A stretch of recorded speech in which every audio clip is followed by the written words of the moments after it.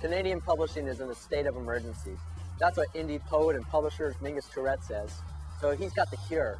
A team of cohorts, a pink ambulance, and a cross-Canada rock and roll tour. He's also hoping to promote his book Nunt along the way. I caught him at a St. Catharines stop to find out why poetry's in this state of emergency and to find out what the show's got. Come check it out.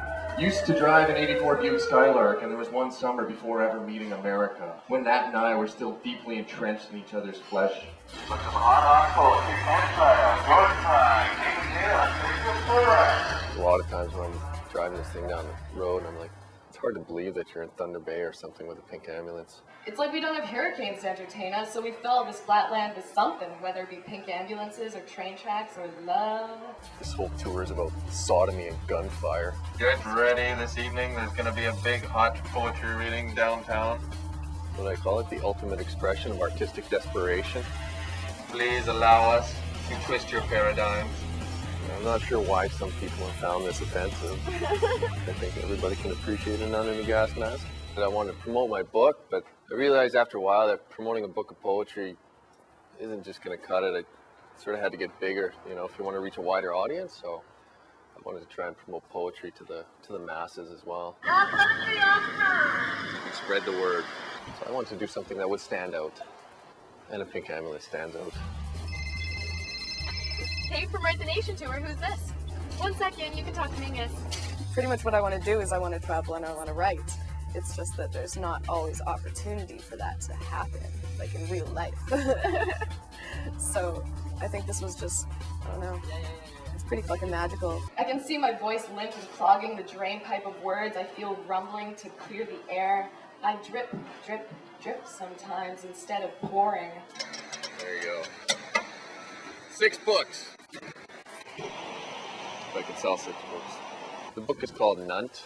It's like one giant poem, essentially. Story of a man who's trying to destroy himself on this 2-year cross-America binge of sex and violence, drugs and alcohol. So you fuck the fuck off with your Billy Shakespeare. He was a Victorian fruitcake, and you know Henry would have made him his bitch. Trying to destroy the ghosts of this marriage that failed on him. She would weep and he would stare stoically and only shake on the inside. It's somewhat autobiographical. It's not really an obscenity, but it really is. Step off, bitch. I've got scars longer than your cock. Well, people either love it or they hate it. Is this Red Square or? I'm not sure where we are. We have a poetry reading I'm sorry tonight. to bother you. I didn't realize you were busy there. I'm No, sorry. that's fine. Do you notice how her hair matched her dog?